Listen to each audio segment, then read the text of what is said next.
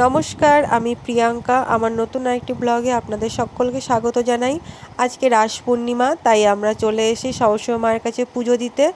এবার আমরা লাইনে দাঁড়িয়ে আছি পুজো দেওয়ার জন্য। চলো আস্তে আস্তে এগোনো যাক মায়ের কাছে। এই তো আমরা মায়ের কাছে প্রায় পৌঁছে গেছি। এদিকে সবাই মোমবাতি ধরাচ্ছে, ধূপকাঠি ধরাচ্ছে মায়ের কাছে। দেখো তোমরা সবাই, চলো আস্তে আস্তে লাইন ধরে মায়ের কাছে এগোনো যাক।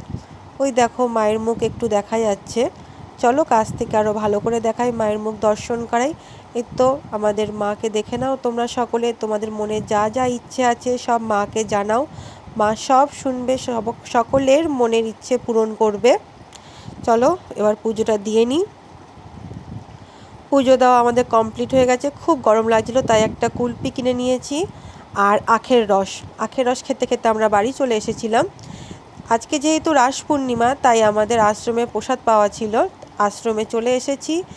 আশ্রমে প্রসাদে আমাদের প্রথমে অন্ন দিয়েছিল, তারপরে দিয়েছে কুমড়ো ভাজা, তারপরে সব সবজি দিয়ে একটা তরকারি, এরপরে দিয়েছিল সোয়াবিন আলু দিয়ে বিরিয়ানির মতন ভেজ বিরিয়ানি, এরপরে ছিল মটর পনির।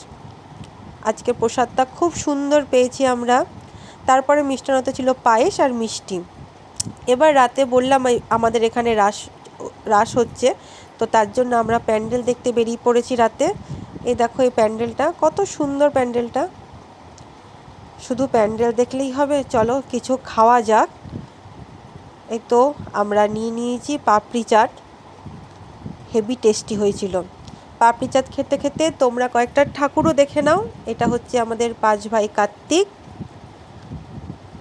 এটা আমাদের সবসৌমা, আমাদের রানীমা, জগদ্ধাত্রী ঠাকুর,